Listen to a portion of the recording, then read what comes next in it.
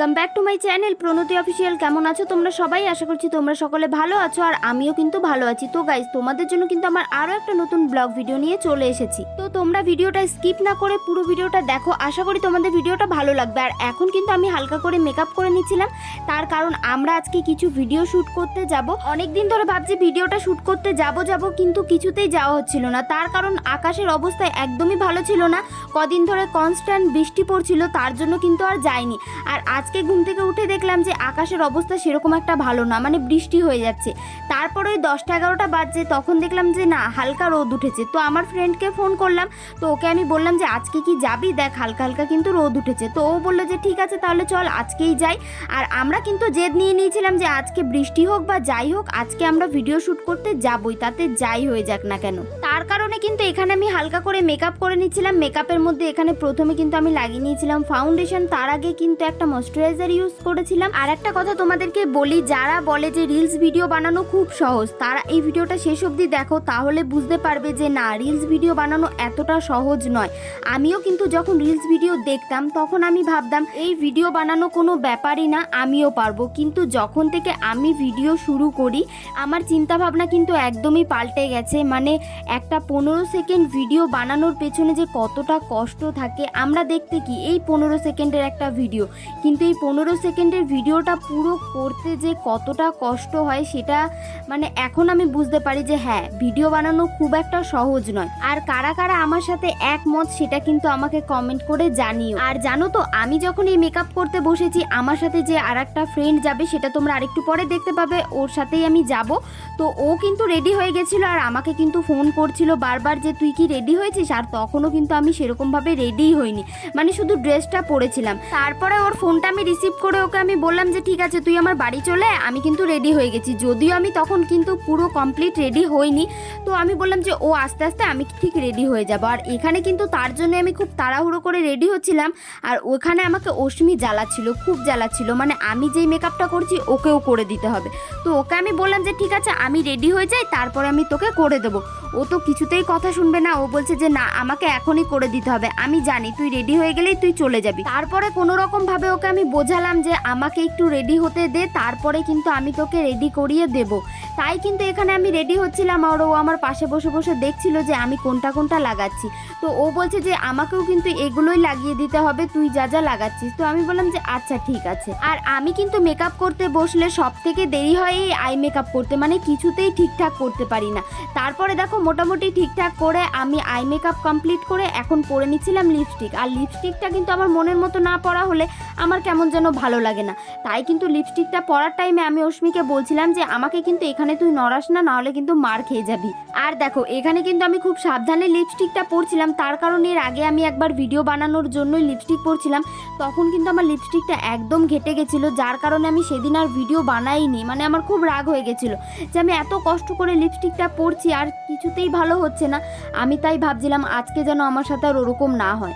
আর এখানে আমি পাশ থেকে অশ্মিকে বলছিলাম যে দেখ তুই নড়াস না, নাহলে কিন্তু তোকে আমি লিপস্টিক পরিয়ে দেবো না।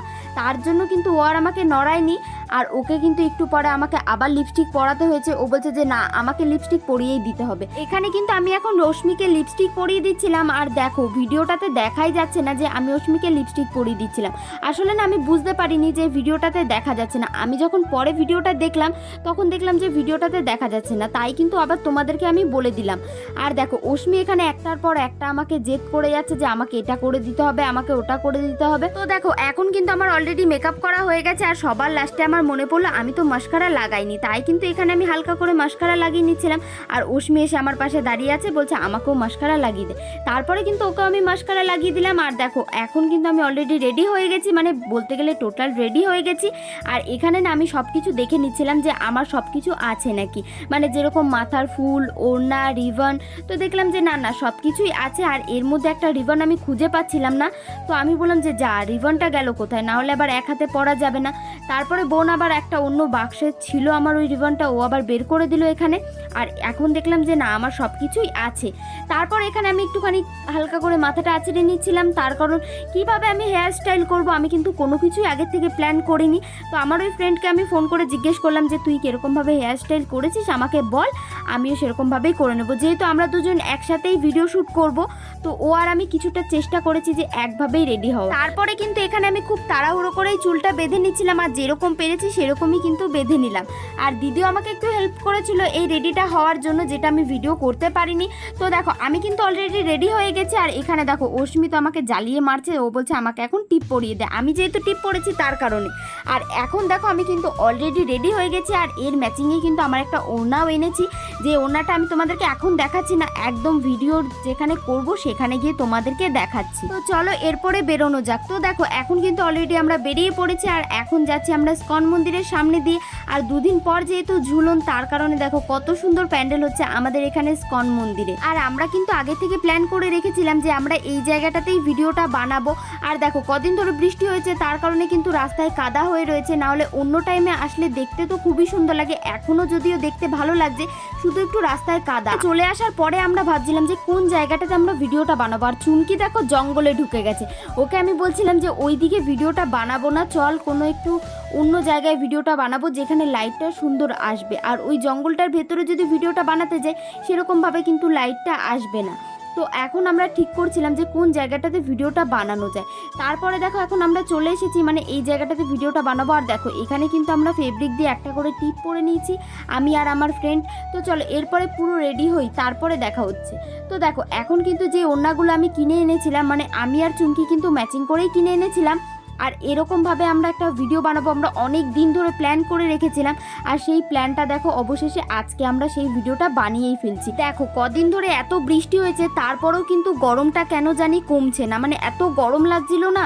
আর এখানে কিন্তু এখন আমরা করে নিচ্ছিলাম একটু ডান্সের প্র্যাকটিস, যেহেতু আমরা আগে থেকে সেরকম কোনো প্রিপারেশন নিয়ে আসিনি, মানে আমরা ভেবেই রেখেছিলাম যে একটা ভিডিও বানাবো আমরা গিয়ে, কিন্তু কোনো রকম ডান্স আমরা প্র্যাকটিস করে আসিনি। তাই এখানে কিন্তু প্রথমে প্রায় 1-1.5 ঘন্টা আমরা ডান্স প্র্যাকটিস করেছি, তারপরেই কিন্তু ভিডিও করেছি। আর তোমরা কারা কারা আমার ওই ভিডিও দেখেছো সেটা কিন্তু কমেন্টে জানিও, আর কিরকম লেগেছে সেটাও কিন্তু জানাবে।